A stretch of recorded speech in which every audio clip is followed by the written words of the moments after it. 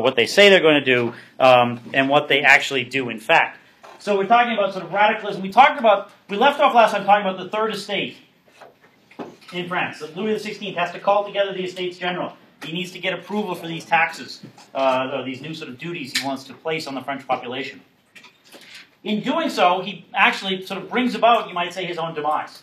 Because it turns out that, well, two estates, the church and the aristocracy, are quite willing to come and basically sort of, help Louis out of this predicament. The Third Estate is not. The Third Estate represents that sort of catch-all category. Urban, professional, people with property, people with money, but not members of the old-line aristocracy.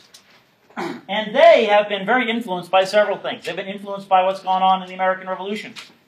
Not simply influenced by what they've heard, but even contacts they may have had. For example, Benjamin Franklin spent much of the American Revolution in Paris.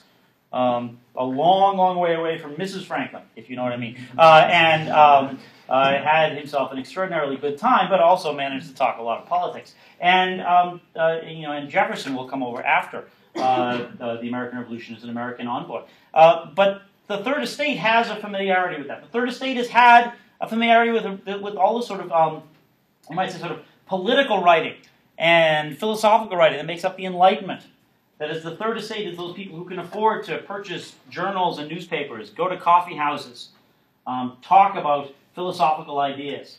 They're very much taken with the idea of rationality. The entire Enlightenment, the political Enlightenment, the philosophical Enlightenment, is very much about rationality. It comes out of the scientific revolutions of the 1600s.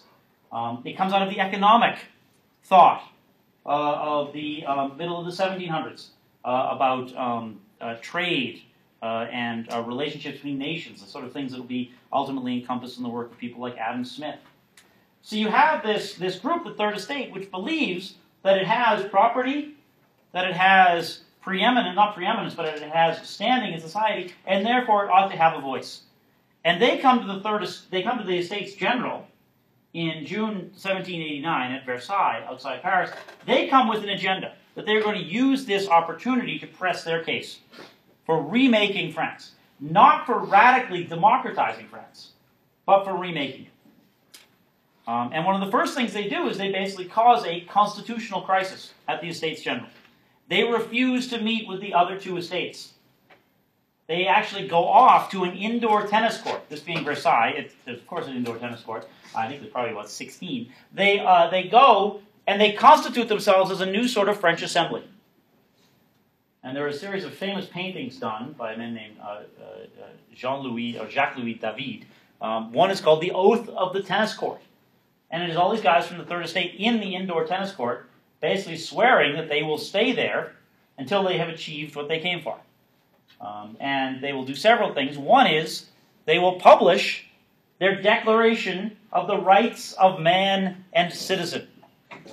And you can see where they're going with the choice of the word citizen. What is the Declaration of Man? The Declaration of the Rights of Man and Citizen. A later French author will write something a couple of years later called the Declaration of the Rights of Woman and Female Citizen. But they choose the word citizen very carefully. Because what's the opposite of citizen? If you're not a citizen, you're not quite a sovereign, but if you're under a sovereign, you are subject. Yeah. Citizen means equal participation. So you're on the right. And citizens are sovereign in a democracy. That's, the absolute monarchy of Louis XVI, he's sovereign. Everybody else is a subject. And so by choosing the word citizen, they are indicating that they want to make at least one substantive change. In fact, they want several things. They want a written constitution for France. They want a French legislature. And they want the king to become a constitutional monarch. Meaning, basically, a figurehead. Much reduced political power. Can you say that one more time? Sure. They want a written French constitution. They want an elected legislature for France. And they want a king to simply be what's called a constitutional monarch. Basically someone who doesn't really have a lot of power, but sort of serves as a symbol for the state, a unifying symbol. Sort of like what Britain is today, a constitutional monarchy. Yes? That's what I was going to ask. Okay, yeah. Britain today is a constitutional monarchy. Does anyone know where you can go to see the British Constitution, by the way? You can't. It's a trick question. It's not written down. It's one of the most baffling things about Britain, which is that there is a constitution, but good luck finding it. It's one of the reasons why the Americans, I think, were very insistent upon having a written constitution. But in Britain, you simply have constitutional norms and precedent and what's been done in the past. So you have a constitutional monarchy, but there's nothing actually written down that says it has to be a constitutional monarchy. The Queen could simply refuse to sign laws into effect. You know, she woke up one morning and decided not to. You know, to make like her corgis the prime members of the cabinet or something like that. She could do it. And you could say to a British constitutional lawyer, you say, well, what's keeping her from doing it? Well, she wouldn't. Why not? Well, she wouldn't. Well, why not? Well, she wouldn't. So, you know, and then it generates the farce from there. But it's, Britain does not have a written constitution. The French, third estate, wants a written constitution. And they're going to stay in the tennis court until they get it. And it's not quite simply that they're going to stay in the tennis court and, you know, that's going to solve it. It's the fact that their actions have wider consequences. And this is sort of where the dichotomy in the French Revolution begins to come about. The French Revolution, the guys in the Third Estate, they are using radical rhetoric. The Declaration of the Rights of Man and Citizen is based on, or at least derives a lot of its power out of previous examples of things like the Declaration of Independence. But the Third Estate itself is not very radical. They don't want, as I said, sort of radical democracy. What they want is a, you know, sort of a representative assembly that includes them. They don't want to include the Paris mobs or anything like that. But you have an absolutist regime. That's what France is. And it's an absolutist regime which has a lot of people living in abject poverty. A lot of people have had absolutely no political voice, economic voice, their entire lives. And when the Third Estate does this and destabilizes this meeting in June, July 1789, it creates this crack. It creates this opportunity. And one of the things that happens is that what goes on at Versailles gets reported back in cities like Paris. And the ordinary citizens, the working people, the laboring poor of Paris, see this as their opportunity.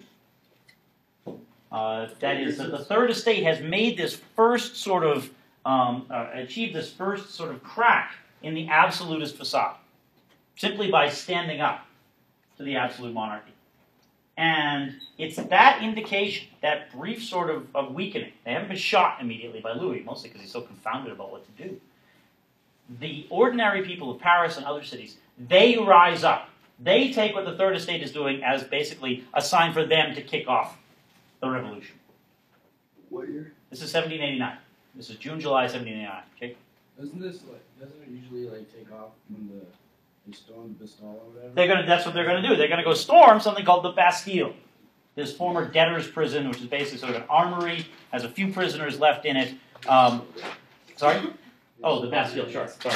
Yeah, July 14, 1789, which is celebrated to this day as Bastille Day in France, basically the French equivalent of July 4th. The Bastille is seen as a symbol of the king's power.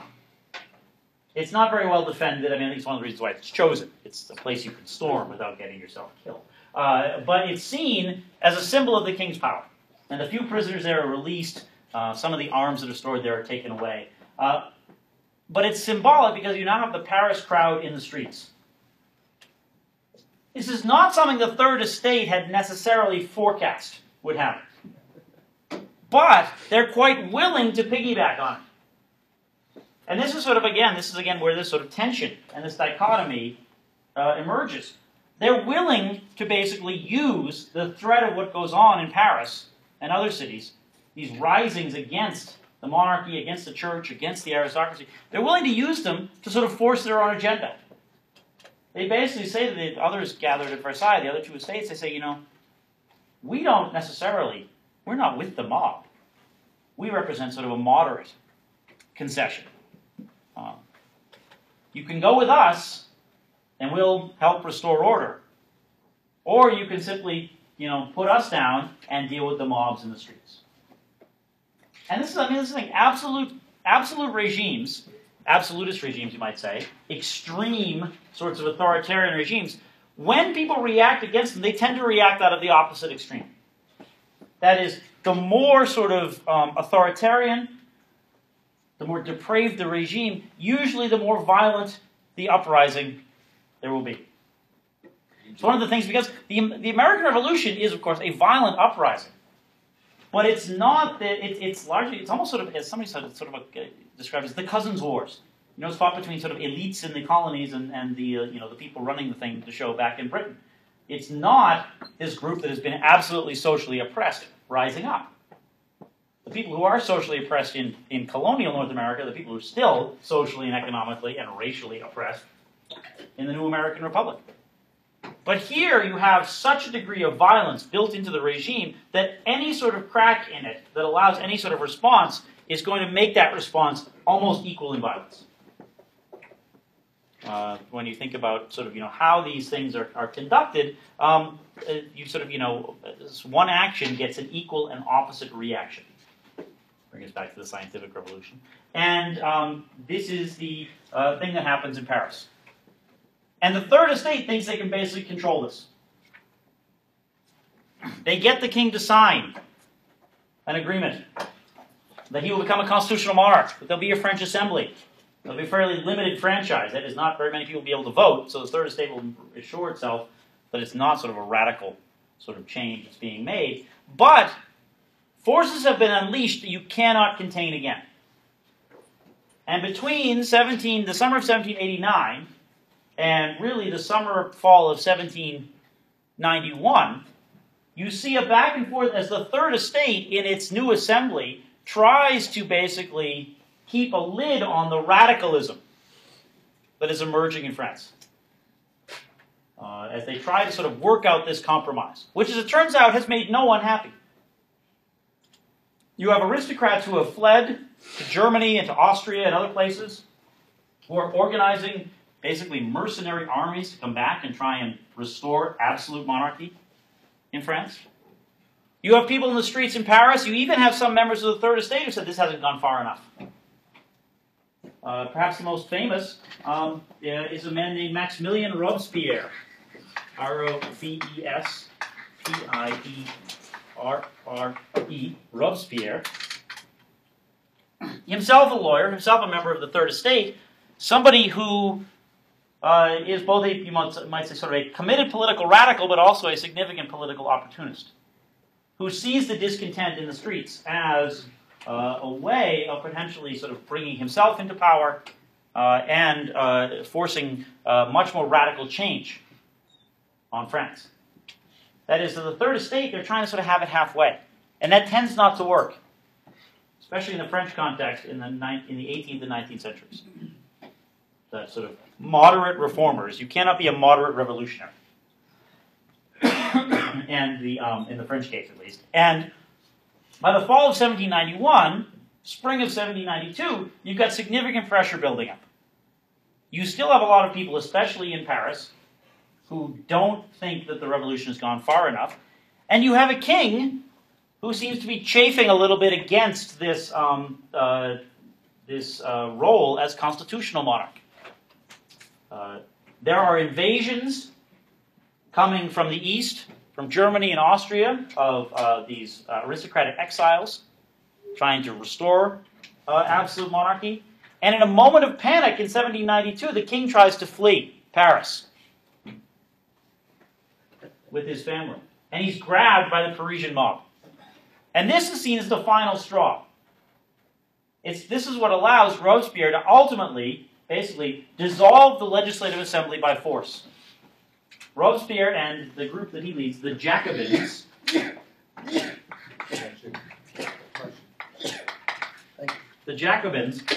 are able to seize power by basically saying, look, this is what this halfway agreement has brought. It hasn't brought the king under control. In fact, it's got the king sort of scheming to come back with the help of these exiles and these mercenary armies. It's got the other absolutist powers in Prussia and Austria scheming to put him back on the throne with sort of, his old powers restored. You need to have a complete revolution. Robespierre and his, what's called the CPS, the Committee on Public Safety, which is again sort of a misnomer, It's a committee, yes, but very few members of the public are going to be safe. They take over in the summer of 1792. And Robespierre, Robespierre is, well, he's a political opportunist. He's also very much a political radical. And he believes in this project of a much stronger reform, a much more sort of far-reaching reform of France. He says you can't have a constitutional monarchy. You have to create a republic. You can't go from absolute monarchy to some sort of halfway state. You've got to go from one to the other. And he says in order to get that republic, you have to be prepared to sacrifice. He says ultimately a republic is going to be baptized, is going to be christened in blood. That the only way in which you ensure that this republic will last is you eliminate all elements of the old regime.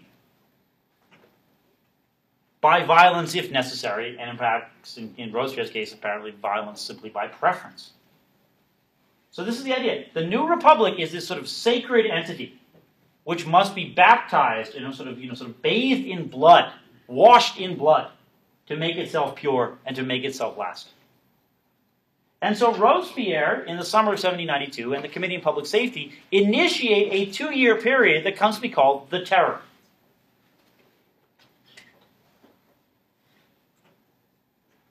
In which at least 16,000 people die, many by execution, by the guillotine, and in which Robespierre presides over the famous sort of trials and executions of the king, of the queen, Marie Antoinette, of various other members of the royal family, various members of the aristocracy. Again, this is for Robespierre. You're going to change the entire state. You're going to make it a republic. People are going to call each other citizen, citoyen. Sort of, sort of stereotypically, everyone called each other comrade in Moscow in 1980 or something. Everyone's going to call each other citizen. Robespierre's going to dramatically change France. He wants to change the names of the months. Make it more sort of rational. Take it away from it. Jake, do you Did they start their whole new calendar? Yeah, it's year one. Yeah. The months, for example, August, one of the hotter months, will be Thermidor. Later in the fall, at harvest time, you'll have Fructidor. That is, sort of the Latin again for sort of a fruit or sort of produce or sugar, even. You can see the word fructose. Basically celebrating the harvest. So it's a way in which you're going to sort of remake the state from the bottom up. They did this for 2 years? They did this for about 2 years. And it's very violent. And Robespierre is someone who will, in order to sort of justify his own regime, Robespierre has this idea, very much, if you're not with us, you are against us. There is no middle ground. And Robespierre quickly, in some ways, sort of the dynamic that he creates is such that anyone who seems to resist him at all or to disagree with him at all gets classed into this extreme of traitorous opposition. Anyone who is not fully committed to the Republic is an enemy of the Republic. Very sort of didactic thinking, very sort of dichotomous thinking. And it leads to, ultimately, by 1793, once they've run out of aristocrats and members of the royal family to execute, this revolution, this Committee on Public Safety, starts to consume itself. Robespierre begins to sort of single out people who are his own sort of, you might say, domestic political enemies. One famous example is a woman named Olympe de Gouges. Olympe de Gouges, O-L-Y-M-P-E, and then D-E, and then G-O-U-G-E-S. Olympe de Gouges, she's the author of that pamphlet, The Declaration of the Rights of Women and Female Citizens. She had championed the idea of women's voting, that is universal suffrage, something Robespierre himself took up. But she also was very critical of Robespierre, particularly for the execution of Marie Antoinette. She argued that there was sort of a double standard at work, that Marie Antoinette was someone who was not sort of simply a victim, but rather someone who had no political power. Someone who was simply seen as being a convenient symbol for execution. That is, that aristocratic France, women had no political power, so how could they be executed for political offenses? And part of her argument saying the new republic will be different. There will be political room for women in this new French republic. So she publicly opposed Robespierre's decision to have Marie Antoinette executed, for which Olympe de Gouges was then executed. By 1793, by the middle of 1793, it's becoming apparent that Robespierre is fairly dangerous, not only to his enemies, but also to people who might be presumed to be his friends. The terror ends in the summer of 1794 when enough members of the Committee of Public Safety decide that Robespierre himself is a threat to public safety. And they turn on him, he's put on trial, and he's executed. When? This is late July, early August 1794. The month of Thermidor. I can't remember exactly how that conforms to July, August there. But, sorry? 1794, yes. The month of Thermidor. In which the remaining members of the Committee of Public Safety decided it's simply too dangerous to have Robespierre around. And they're willing to take a chance and unify to try and get rid of it. And by this point, there is some weariness in France. You've had 2 years of bloodshed, 2 years of these sort of violent exhortations by Robespierre. Yes, you've had sort of the opening up of the assembly. Yes, you've had the decision that women will be granted the right to vote. Yes, you ultimately have the ending of slavery in the French Empire. More about that in a second with Haiti. But you also have real political instability and real sort of concern about the sort of how and when this violence is going to end. After Robespierre, the Committee on Public Safety eventually reconstitutes itself as a group called the Directory. They will struggle for 4 years or so to try and keep order. That is, after Robespierre, the pendulum swings back to people who say, well, you know, perhaps the revolution got too far ahead of itself, got too radical. The problem is that the people who now are saying that are still themselves largely sort of separated from the people on the streets in Paris and other cities. You'll have a period in 1795 in which many in France will be reminded that Paris is not the same thing as France. That is, in Western France, there'll be a huge rising against the revolution by peasants and others who want a restoration of the church in particular. So you have this long-term problem of stability. And it's one that, in the very sort of short summary I'm giving here, it's one that's ultimately solved by the Directory, by the members of the Third Estate who remain in 1798 and 1799, reaching out to somebody else to come in and restore order. That person's Napoleon, a man who has made his name in the French army. He's an outsider. He's from Corsica, one of the French islands in the Mediterranean. He's not from mainland France. He's from the artillery, not from the cavalry, not from sort of the dashing or heroic part of the army. But he's someone who makes his name in 1798, leading a French expedition into Egypt. Then he's someone who's invited in 1799 to come basically and restore order in Paris. And he says to the Third Estate, he says, I'll give them a whiff of grape shot. Basically means I'll, shoot things out. And that the crowds will obey. And by and large, the Third Estate is willing to do that because they've had now a decade of instability, disorder. Napoleon, of course, fairly quickly not only becomes sort of, takes rule in sort of an emergency basis, declares himself a consul, ultimately, of course, by 1804, declares himself the emperor. All with a large degree of approval from those remaining people who own land and members of the Third Estate, because he's restoring stability.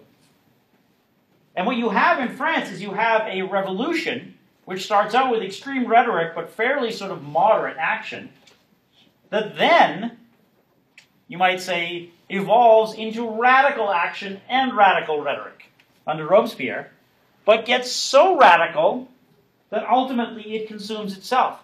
And the result is, by the early 1800s, France is back to having a monarch. It's not a member of the Bourbon dynasty. It's this new sort of imperial figure, but you've gone almost full circle. Napoleon will, women will not obviously have the right to vote under Napoleon. The Napoleonic legal code will codify certain subordinate position for women. Napoleon will reintroduce slavery or re-legalize it in the empire. He'll attempt to sort of recreate the aristocracy a little bit on his own sort of terms.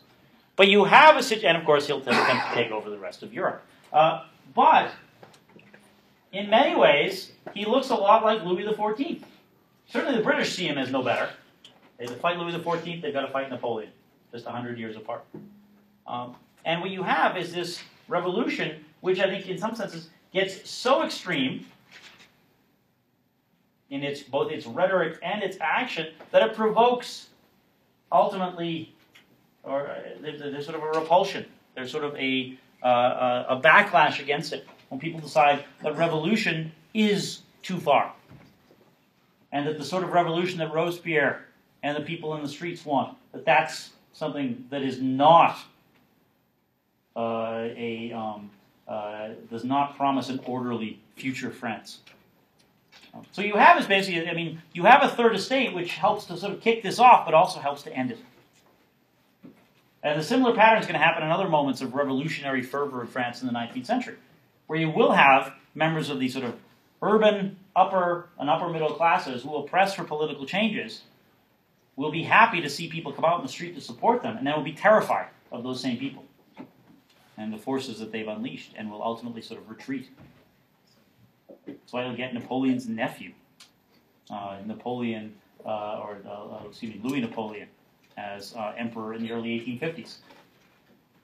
An event of which Karl Marx famously said, history, occurs in cycles. First as tragedy, then as farce. Tragedy is the first Napoleon, farce is Louis Napoleon. But you have, again, if the American Revolution is very sort of radical in its rhetoric and not very radical in its action, here in France you see sort of a full life cycle of the revolution. But one which ultimately, after 10 years, seems to have consumed itself. That the rhetoric and then the really sort of radical action of the late 1780s and early 1790s ultimately produces an autocratic France in the early 1800s. And this is, as I said, the tension is going to last in France. If sort of the question of sort of the rhetoric versus realities exists as a tension for 19th century America, which it certainly does, in France the tension's more going to be sort of the radical rhetoric and the way in which people will embrace it and then recoil from what it actually sort of implies. The radical rhetoric in the United States is ultimately going to produce a civil war. The radical rhetoric in France is ultimately going to sort of have this produce this sort of cycle whereby people will support a revolution, but ultimately the people who come together to form the revolution will immediately fall apart because some are less radical than others. Is everyone with me so far on this? We're about to turn to third revolution. The one that you might say is perhaps the most revolutionary. Not only because of where it takes place, but because of how it sort of ends up. And that's the revolution in Haiti.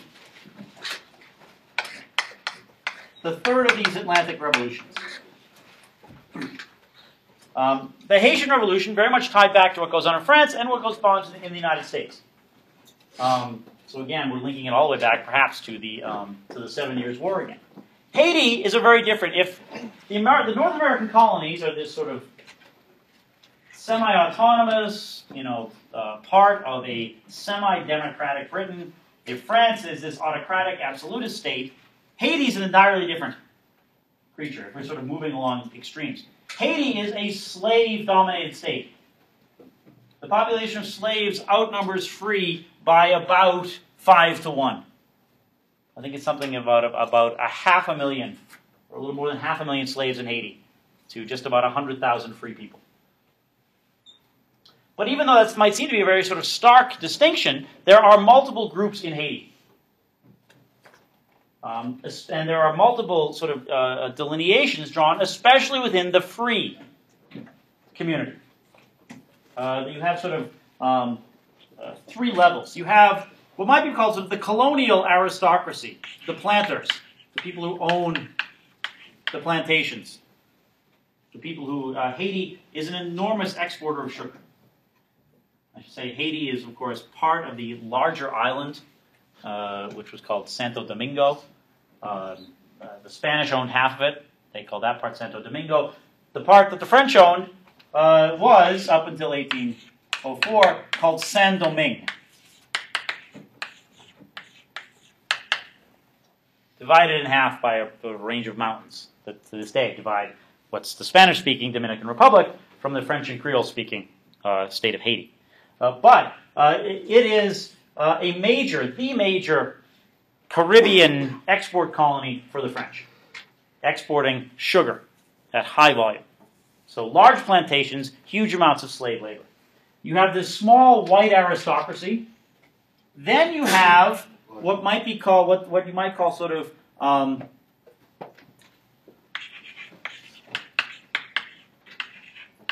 white workers. This includes everyone from sort of soldiers in the French garrison there, to people who sort of are workers in docks, to clerks in offices, to people who are sort of overseers on these plantations. These are people who do not actually own the plantations. Some of them may own small amounts of land. Some of them may have slaves, but by and large, most of them are gathered in the cities, or in the ports, the port towns and port cities of Haiti. They are not the people who possess a great deal of sort of socioeconomic power. And then finally, in the free population, there are people known as the gens de couleur.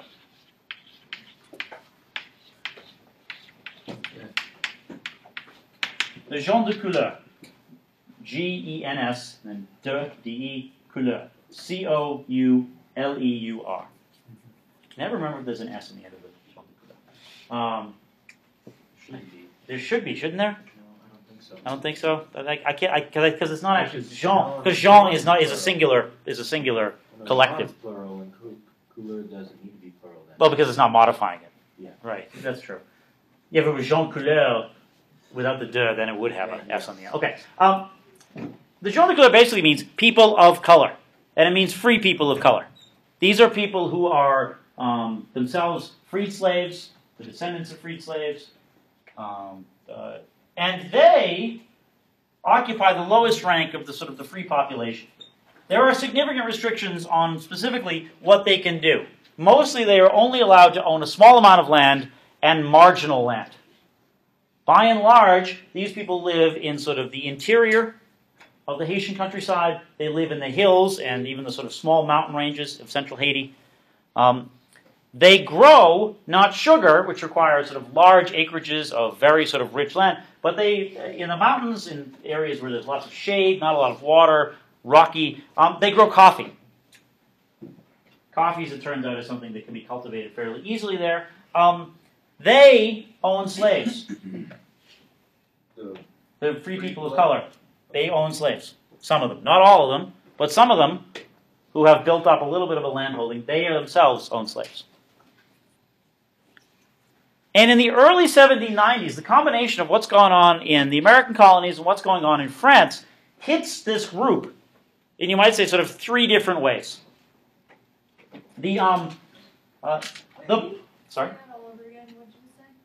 What happens in the United States, or what happens in the North American colonies in France in the 1770s, 1780s, early 1790s, explodes in 1791 in Haiti. That is, this building up of sort of political ideas, news about various sort of changes being made in both North America and in France.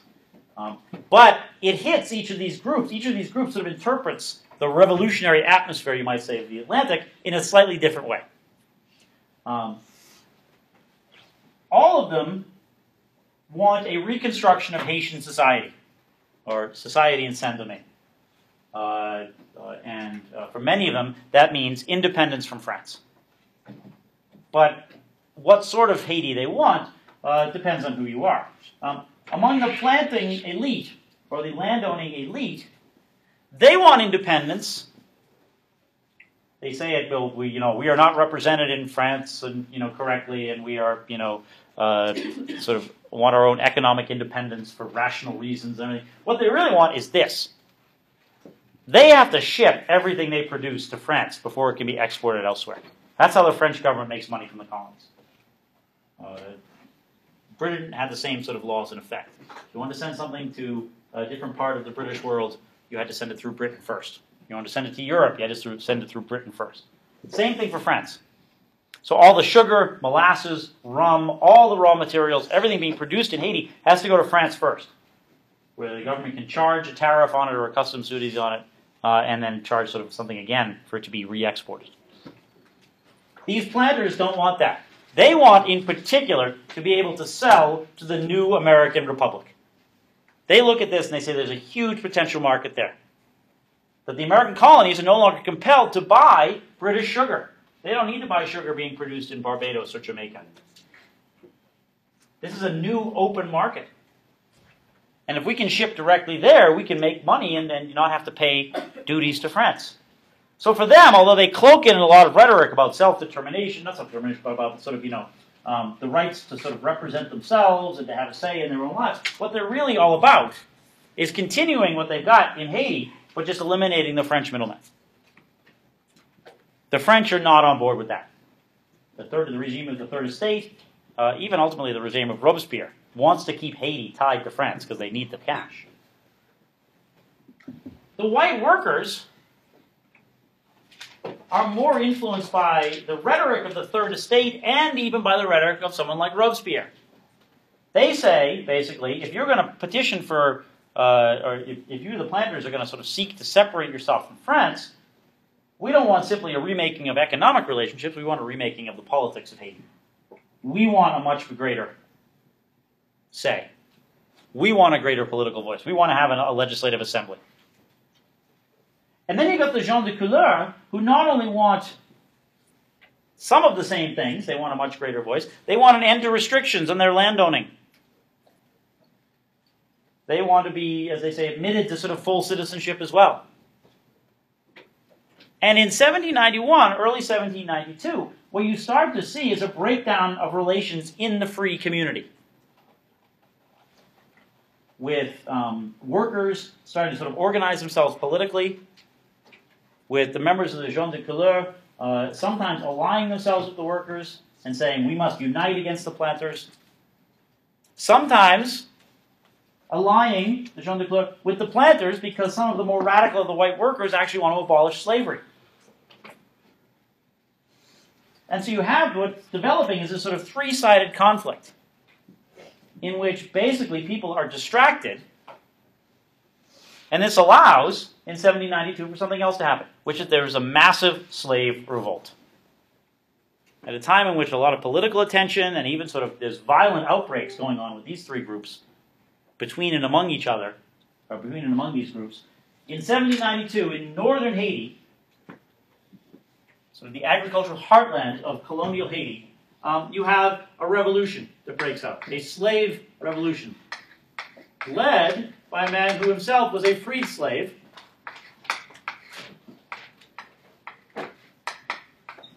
Toussaint Louverture.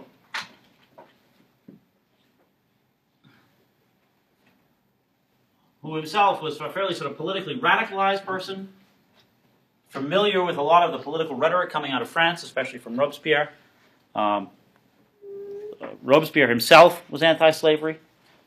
Louverture helps to lead and coordinate, as I said, a massive slave revolt, which drives white workers and white planters off of these estates towards the cities. He's able to put together an army of tens of thousands fairly quickly and able to organize it fairly quickly.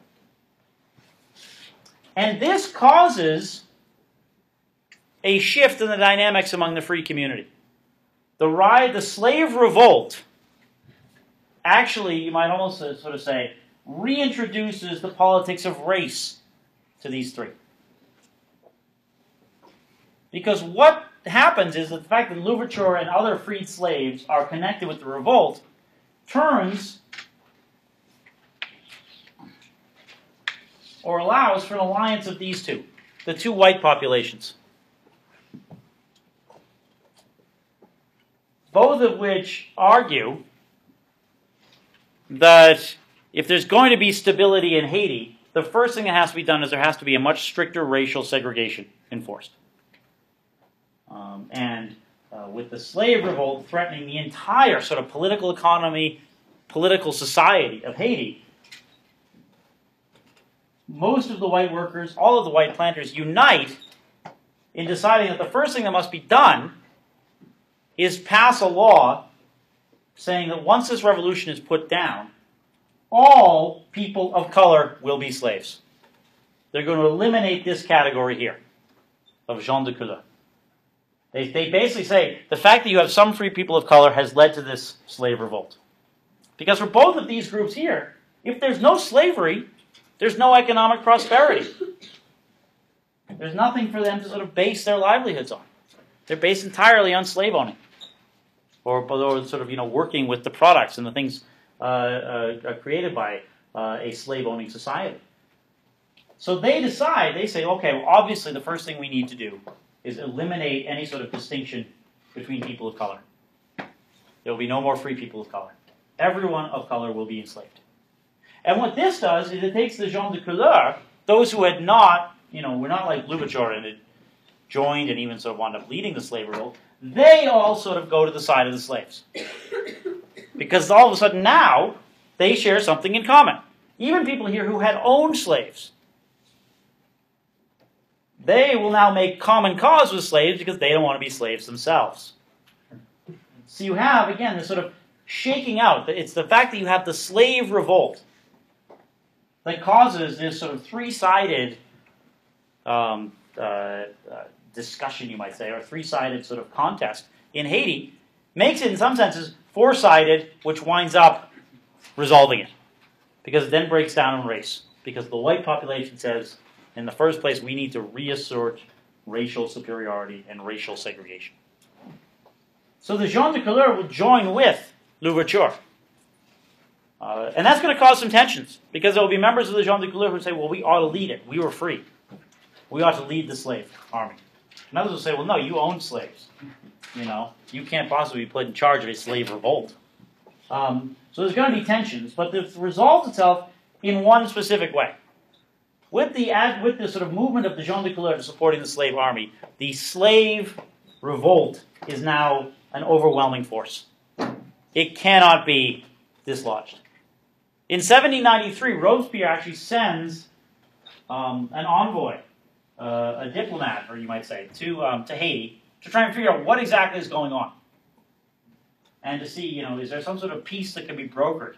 What can Haiti be remade as? And the first thing that this guy recognizes is that there is no way that slavery can be restored in Haiti. That the slave-led army is too strong. And that Louverture and the slave army represent a real threat to any future French interests in Haiti. That is, Louverture is having discussions with the Spanish on the other side of the mountains in Santo Domingo. That the British, quite literally, are circling the island, the Royal Navy, saying if there's continued civil strife here, they'll try and take it over. This envoy comes to an agreement with Louverture. If Louverture is willing to act as sort of a military governor in Haiti, if he's willing to pledge that Haiti will continue to be part of the larger French Empire, then this envoy says, France will eliminate slavery in Haiti. This is even before Robespierre himself comes out against abolishing slavery in 1794. It's the king said that? No, not the king. This is the envoy. This is the diplomat, the guy who's sent by Robespierre to Haiti. Basically, Robespierre says, go figure out what exactly we can do here. And this guy says, the only thing we can do, he doesn't even tell Robespierre, he basically says to Louverture, let's make an agreement. Slavery will be abolished if you agree to be basically the French governor for Haiti. And Louverture agrees. Nearly all of the white population flees. Slavery is not going to be reestablished. But by 1794, Louverture is basically the military governor of Haiti. And the idea is that he will control Haiti, and he will run it in the interest of France. That is, that it will continue to contribute to the French economy. They haven't figured out yet how they're going to distribute land. They haven't figured out how they're going to sort of revitalize production. But slavery is abolished there. And this is something that this envoy, you don't have to worry about his name is Léger Sonthonax, sort of does on his own, because he says, this is the only way I can get Louverture back on the French side, keep Haiti contributing to the French sort of, piece of the colonial economy, or piece of the Atlantic economy, And so he does it, pretty much on his own initiative. I think he's anticipating, that Robespierre is not going to be too unhappy with it. But it's still a case where you can see that distance and difficulty of communication basically means that he's got a lot of leeway to decide what he wants or to do what he wants.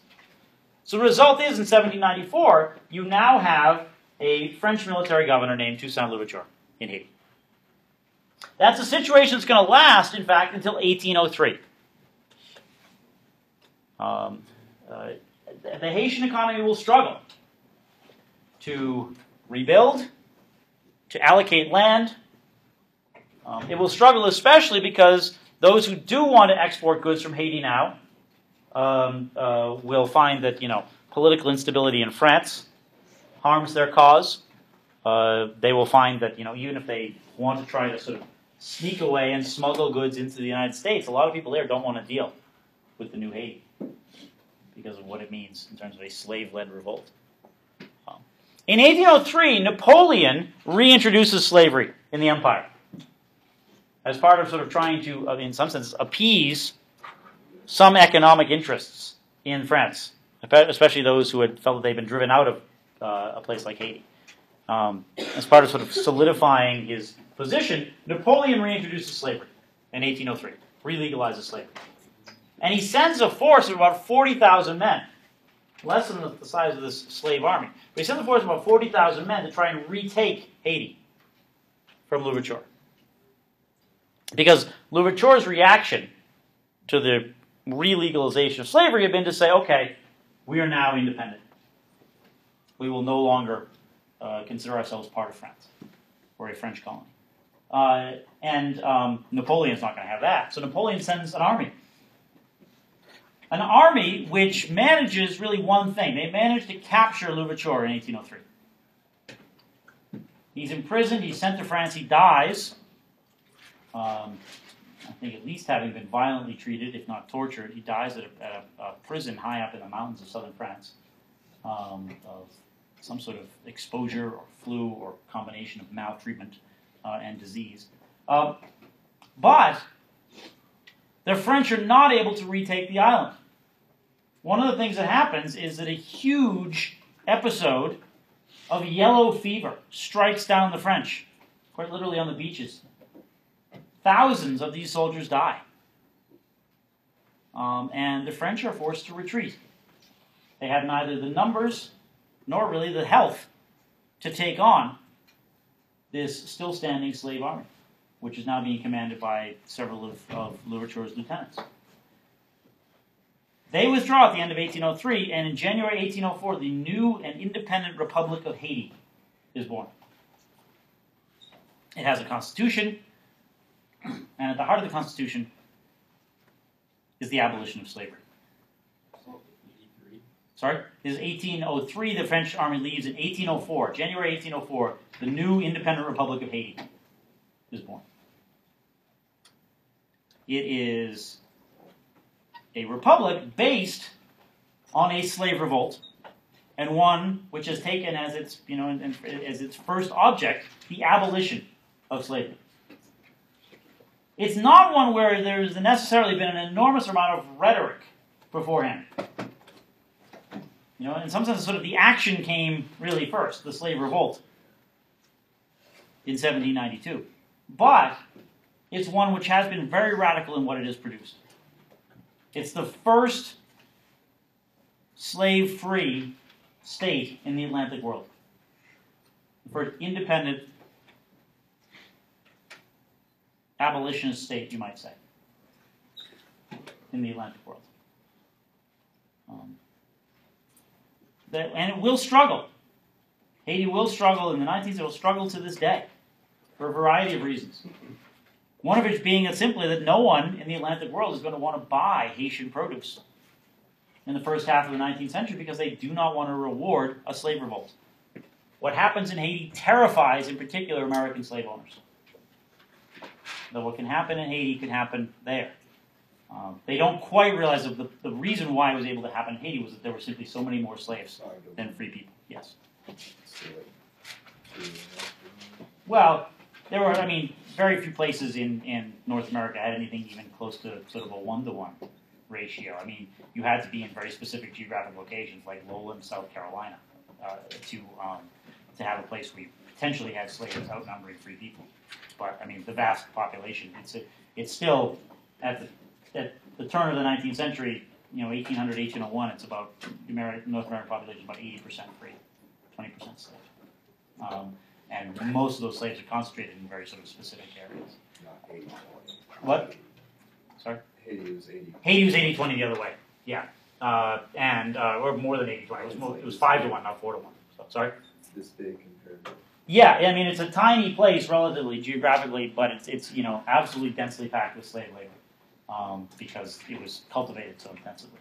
But it's a legacy where in the 19th century it's very hard for Haiti to get anything going economically because it's very hard for Haitians to find customers in the Atlantic world. At least for the first sort of 30 years. And there will be all sorts of disputes and factions that will emerge within the Haitian leadership, some of which will have connections back to the whole dispute about who was originally part of the slave world, who only joined when they themselves were threatened with becoming slaves, who's sort of legitimate, who is not in terms of the leadership. But the big thing is this. Out of these three revolutions, this is the one that seems you must sort of chronologically to conclude last, in 1804, but it's the one that actually sort of starts as a revolution and ends up somewhere different. You could argue that the American Revolution, for all its talk, what the North American colonies look like in 1770 is a lot what they look like in 1790. In France, you have one absolutist monarchy that disappears, but you have, by 1800, a new monarch. He's not a king, he's now an emperor. He's not a member of a royal or aristocratic lineage, but he's the emperor. Only in Haiti could you, in some senses, go from A to B. In France, you go from A to B back to A. In the United States, I'd argue, in some senses, you never leave A. Only in Haiti do you have a radical transformation from a slave state, a plantation state, to a state which is independent and founded by former slaves. One whose independence is wrested from the slave owners, from France itself, by these former slaves, and one who has the anti-slavery, the idea of anti-slavery, the idea of abolition at its heart from its beginning. So those are sort of the three revolutions. I will leave it there for today, the three Atlantic revolutions. I'm going to talk next week about economic revolutions. And industry, and the Industrial Revolution in particular. All right, I will see you all next week.